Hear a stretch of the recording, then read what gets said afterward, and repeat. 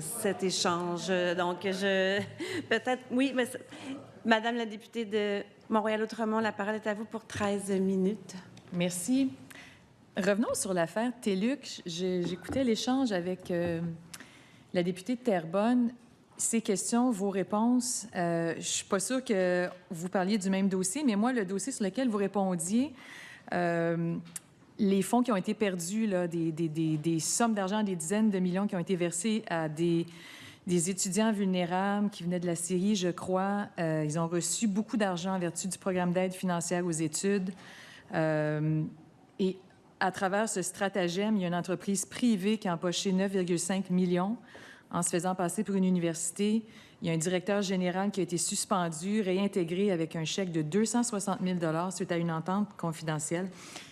Je pense qu'il faut continuer sur ce dossier-là parce que c'est beaucoup d'argent public. La population pourrait penser qu'il y a eu du gaspillage. Donc, moi, j'aimerais savoir combien d'argent a été perdu dans cette histoire au programme d'aide financière aux études.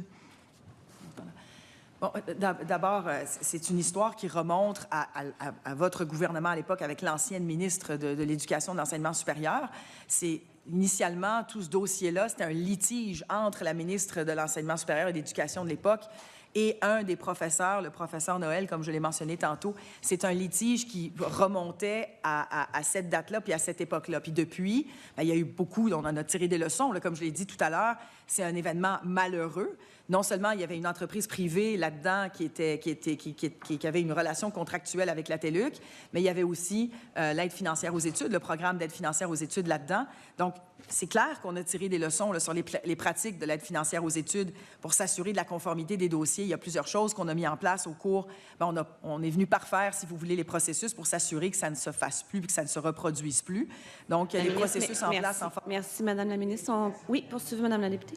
Bien oui, vous parlez de l'ancienne ministre qui avait, suite à un rapport intérimaire, suspendu un directeur. Et par la suite, votre prédécesseur avait affirmé que cette histoire avait été un peu gonflée par le gouvernement précédent en référant au gouvernement libéral.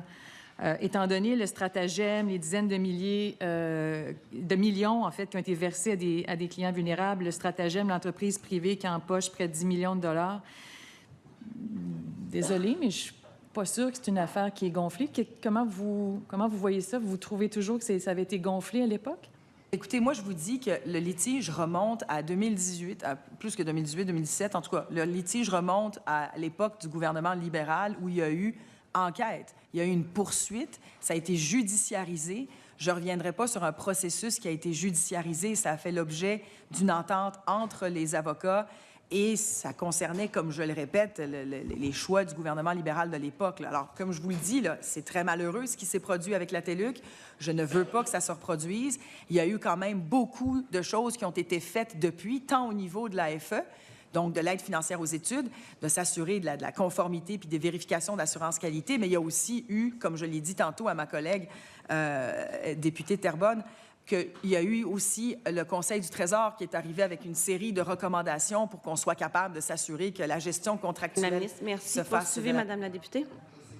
Si, mais il en demeure pour moi que sous votre gouvernement, il y a un dédommagement de 260 000 qui a été octroyé à M. Noël, qui a été réhabilité en 2019 en vertu d'une entente confidentielle.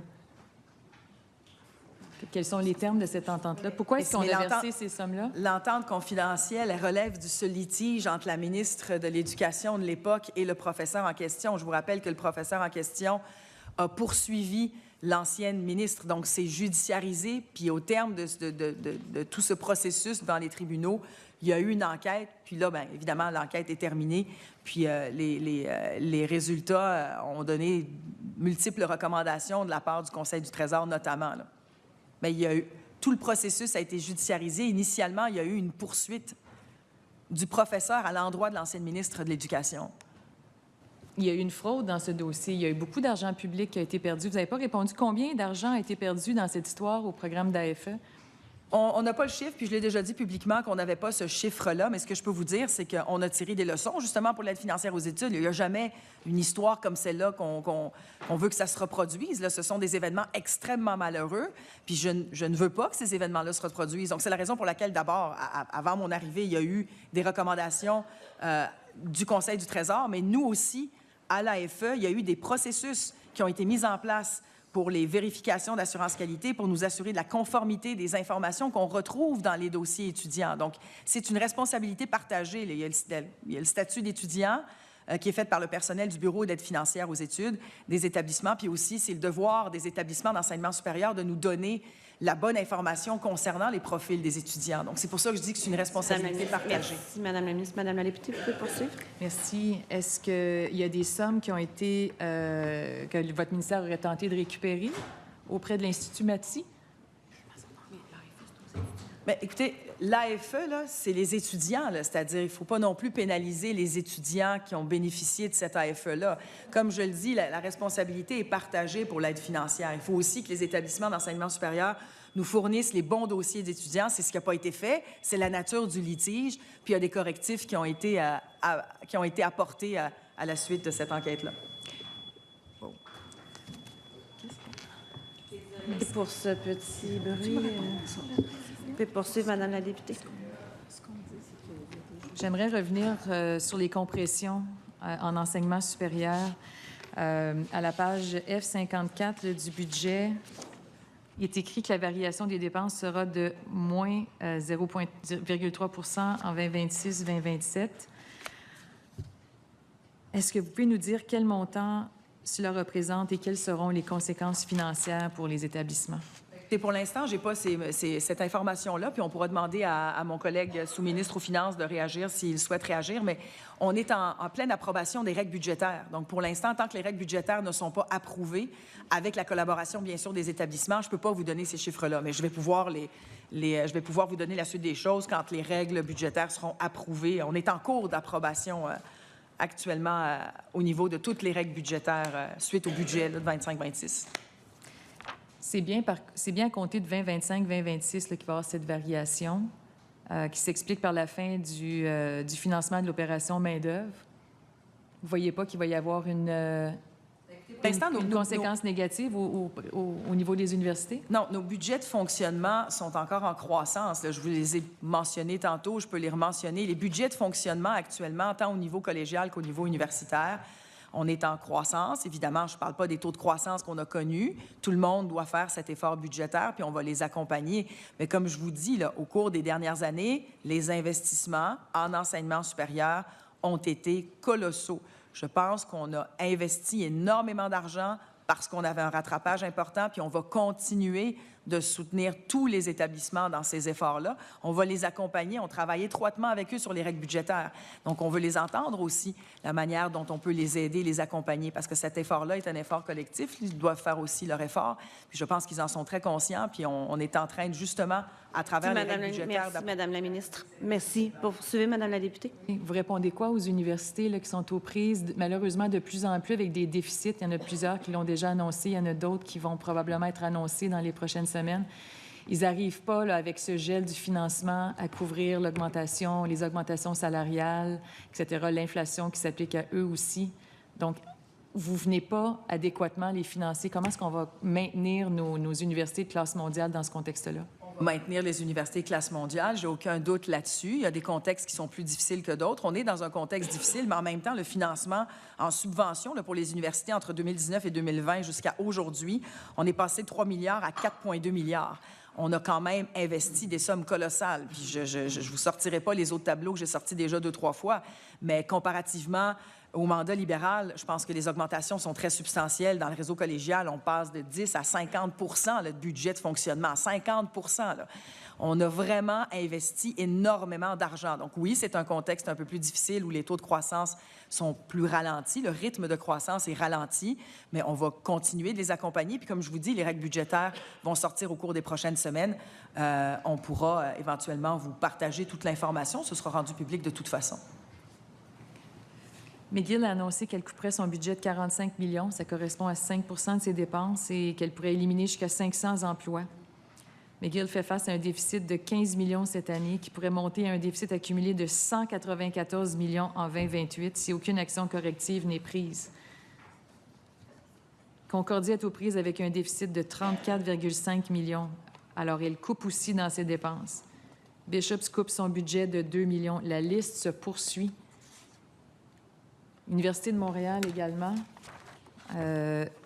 Un léger déficit de 5 millions, l'équivalent de 0,5 du budget total est attendu en raison notamment de la mise en œuvre de la nouvelle politique de financement des universités de votre ministère et d'un manque à gagner provenant du financement des coûts de système. Vous n'êtes pas inquiète du tout pour nos universités? Ça vous fait quoi là, quand vous lisez là, ces coupures, ces mises à pied dans le contexte actuel où, au contraire, il faut donner tous les leviers, mettre tous les outils et les ressources à la disposition de nos universités? Je vais vous répéter ce que je répète depuis tantôt. Je pense que le rattrapage a été extrêmement important. Je ne dis pas que je ne suis pas consciente des enjeux puis des préoccupations qu'ont les universités. Je suis consciente que le contexte budgétaire est un peu plus difficile, mais quand vous me parlez de McGill ou de Concordia ou de Montréal, juste pour vous donner une idée, en 2019-2020, l'Université McGill, on parlait d'un budget de 378 millions, on l'a augmenté à 502 millions. Concordia, 276 millions, 361. Puis Concordia a des enjeux financiers bien avant les mesures qu'on a mis de l'avant. Je sais qu'on fait toujours ce lien-là, mais l'Université Concordia avait quand même des enjeux et un plan de redressement. Merci, Madame la ministre. Merci. Il vous reste 2 minutes, Madame la députée. Concordia avait des enjeux, puis là, on en remet une couche. Moi, quand je me suis assise avec le recteur, il m'a dit « Je trouve ça tellement déplorable. On était déjà dans une situation difficile, puis avec la nouvelle politique de financement, on a l'impression d'être vraiment perdant. » Graham Carr. Oui, non, je connais très bien le recteur Graham Carr. Vous parlez de la politique de financement, mais oui, à la fin de l'exercice, vous ne sentez pas que Concordia a été pénalisé davantage? Concordia, on les accompagne depuis plusieurs années. Il y a eu un plan de redressement parce qu'il y a des choix probablement qui ont été faits par l'université qui étaient peut-être les moins bons, là, mais l'Université Concordia avait déjà des enjeux financiers bien avant certaines politiques que nous avons mis de l'avant. On les accompagne depuis, mais l'Université Concordia a été aussi hautement financée et subventionnée. Ce n'est pas des universités qu'on laisse tomber. Les subventions de fonctionnement pour nos universités, que ce soit McGill ou Concordia, je vous ai donné l'exemple de McGill, on est passé à 500 millions, de 378 à 500. Madame la ministre. Concordia, merci. de 276 à 360. Madame la députée, poursuivez. 1 minute. Aux pages 107 et 108 des règles budgétaires, calcul de subventions, de fonctionnement aux universités, on voit que le montant qui est alloué dans la norme, au niveau attraction, rétention, intégration, le montant passe de 21 millions en 2024-2025 à 85 millions à compter de 2027-2028.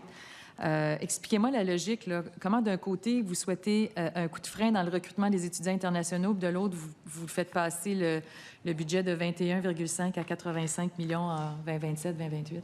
En 30 secondes, Madame la ministre. On avait un rattrapage à faire. Donc, les montants qu'on avait mis substantiellement au cours des dernières années, c'était justement pour être capable d'aller attirer des étudiants étrangers francophones. Puis c'est ce qu'on a fait. Là. On a réussi à aller attirer des étudiants étrangers francophones, à régionaliser aussi cette immigration. Puis là, les montants diminuent. On avait un rattrapage à faire. On l'a fait, ce rattrapage-là. Donc, le fait qu'on ait plafonné le nombre d'étudiants étrangers, c'est justement, on vient stabiliser le nombre d'étudiants étrangers qu'on a dans nos... Merci, c'est tout le temps que nous avons pour cet échange.